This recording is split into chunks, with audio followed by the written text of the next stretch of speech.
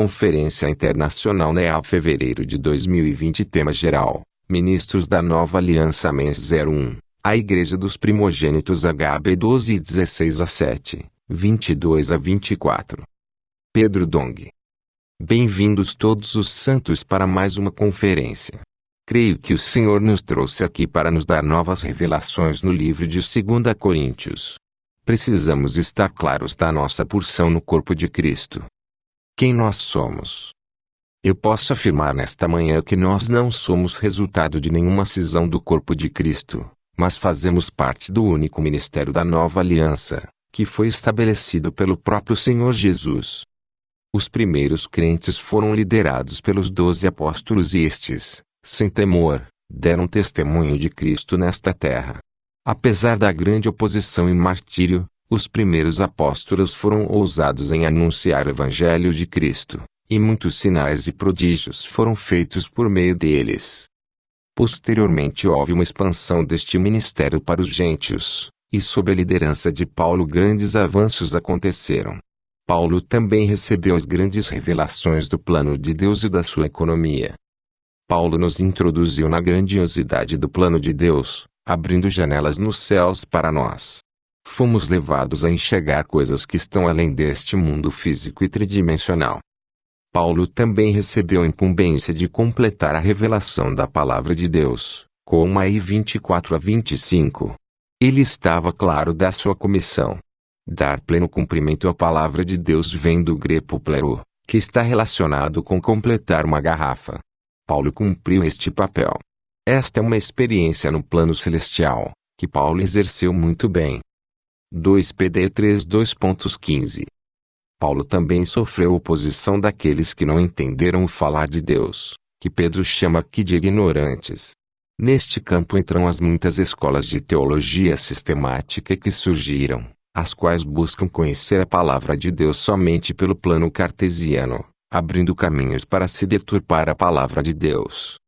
1 Tm 1:3. Surgiram muitas doutrinas. Isto significa ensinar de maneira diferente, no plano terrenal e não no plano espiritual. O plano de Deus somente é gerenciado e revelado na fé. O que elas praticavam ali Paulo definiu como loquacidade frívola. Tem muitos que estão buscando estas coisas, e fazem ousadas asseverações, com grande poder de convencimento.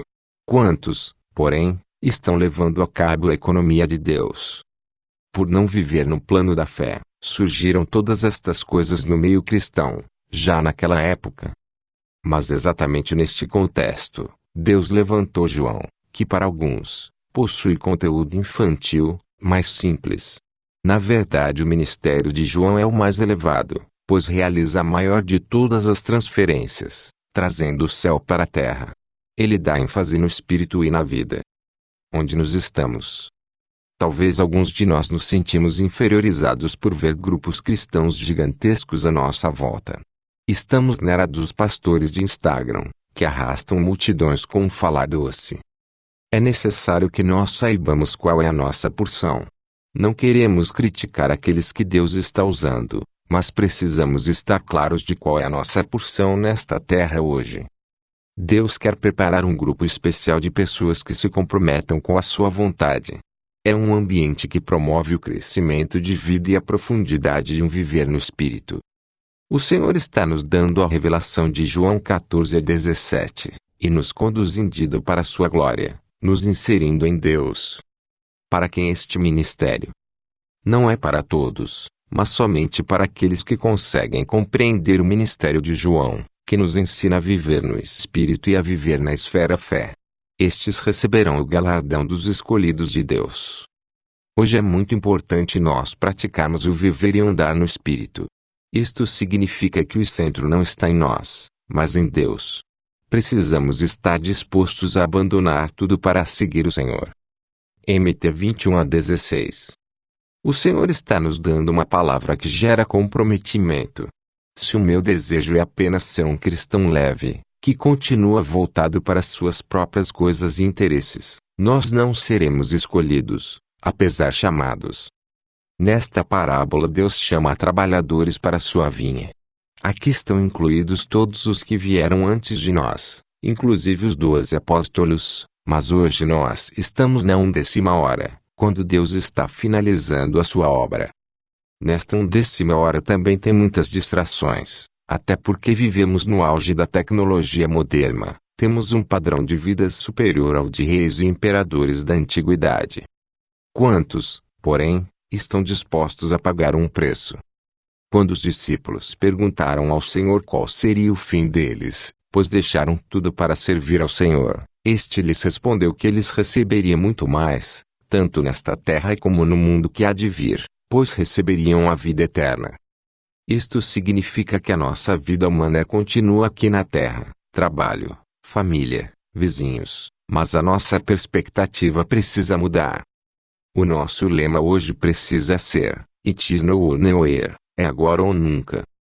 Não temos mais tempo a perder, agora é hora de nos entregar totalmente ao Senhor e à sua vontade. Este é o princípio da primogenitura. Todos aqueles que servem a Deus como ministros da nova aliança fazem parte deste time dos primogênitos. 2 Coríntios 8. Paulo fala aqui da sua experiência de passar por grandes sofrimentos. Provavelmente ele se referia ao tempo que passou em Éfeso, produziu um centro de obras e gerou excelentes cooperadores, tais como Epáfras. Ao final de cerca de 2 anos, houve um grande tumulto e amotinamento, a ponto que eles queriam matá-lo. Paulo e Silas passaram aqui por um momento de grande terror e ameaça de morte. Precisamos perceber, no entanto, que nós precisamos passar por situações como esta, senão não passaremos de cristãos teóricos. Paulo viveu uma situação aqui de sentença de morte, pois precisava experimentar o Deus que ressuscita os mortos. Isto é necessário também em nossa experiência, não confiar mais em nossa carne ou capacidade, mas somente no Deus que ressuscita os mortos. Aqui está um dos principais versículos de 2 Coríntios, a vitrine ou base desta carta. Estes são os ministros da nova aliança, que estão vivendo de fato o princípio da primogenitura, estão totalmente envolvidos com a vontade de Deus. MT 12:46-50, 7:13. Quem são os escolhidos do Senhor? Este texto nos mostra que não são aqueles que apenas são escolhidos pelo Senhor, mas que também fazem a sua escolha pelo Senhor. Para ser alguém próximo do Senhor, bastaria ser um parente dele, mãe, irmão, etc., por causa do vínculo natural, mas ele estava à procura daqueles que estão escolhendo fazer a sua vontade, pois são estes que verdadeiramente são íntimos. Hoje nós precisamos ser aqueles que estão escolhendo fazer a vontade do Senhor. Isto significa que é necessário nos envolver com aquilo que o Senhor está fazendo. Esta é uma porta estreita, um caminho apertado. Não se trata de um movimento de massa, focado no bem-estar das pessoas, cura, prosperidade, etc. MT 16:15-25. O Senhor está edificando a sua igreja. Esta é a sua vontade hoje, mas quanto a nós, estamos seguindo o nosso Senhor, indo após Ele e tomando de fato a nossa cruz. Ser este grupo de primogênitos significa estar dispostos a perder para ganhar. MT 7:21-23. Não é a fachada que nos tornará pessoas aprovadas diante de Deus, mas o nosso conteúdo. Isto significa que não basta fazer coisas, mas é necessário sermos aqueles que estão fazendo a sua vontade. Aqui tem um grupo de pessoas que fizeram muitas coisas, mas que, na prática, não serviram a Deus como ministros da nova aliança. O que é melhor para nós hoje? O que vale mais a pena? Precisamos servir o nosso Senhor de acordo com a sua vontade. Que possamos agarrar a oportunidade que o Senhor está nos dando hoje. Aqui tinha um grupo de pessoas que conhecia o Senhor, mas não era um conhecimento profundo, gnosco no grego. O conhecimento de Deus que nós precisamos trata-se de um relacionamento íntimo, mesmo termo utilizado para dizer que José não conheceu a Maria, antes dela conceber o Senhor Jesus. Aquele grupo era superficial. 1 Coríntios 6:17. É necessário conhecer o Senhor, nos unindo a Ele, sendo um espírito com Ele. HB 12:17-17, 22-24, GN 25:27-34. Esaú vendeu o seu direito de primogenitura por um repasto. Ele era diferente de seu irmão Jacó, pois era um caçador, homem de muitas obras. Jacó era pacato do ponto de vista do mundo, mas sabia valorizar aquilo que era mais importante. Jacó sabia que aquele prato era apenas um repasto vermelho, e que tinha pouco valor. Esaú comeu, bebeu, levantou-se e saiu.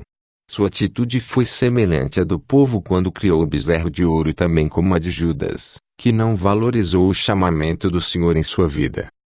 1 Crônicas 5:1-2. Os filhos de Ruben não puderam desfrutar do direito de primogenitura, que por direito era dele, mas que fora desqualificado por seu pecado. Apesar de possuir todas as condições, ele não valorizou. Hoje nós estamos na igreja dos primogênitos, mas dependendo da nossa atitude, o nosso nome pode ser retirado. O que é direito de primogenitura? É aquele que é dado ao filho mais velho, que é a porção dobrada da terra, na verdade da bênção de Deus. Gênesis 49:10. Ruben perdeu também a realeza, que foi dada a Judá. É quanto a nós, queremos perder ou queremos ganhar? DT 33:8-9. Levi, por causa da sua violência, também perdeu o reinado, mas ganhou o sacerdócio, pois se posicionou do lado de Deus. Êxodo 32. Percebe-se aqui que todos aqueles que ganharam o direito da primogenitura foram aqueles que fizeram a diferença diante do Senhor. Isto também significa que todos aqueles que não vendem a sua primogenitura farão história diante de Deus. Precisamos virar a página em nosso serviço ao Senhor. Não venda o seu direito de primogenitura diante das situações de dificuldades, mas aumente cada vez mais a sua consagração e entrega a Ele. João 6:66-71. Muitos aqui abandonaram o Senhor, mas os seus discípulos, os 11 de João 13, creram no enviado de Deus e realizaram a sua obra. Este é o princípio do direito de primogenitura. Este é o viver de um ministro da nova aliança. Estas são as palavras da vida eterna.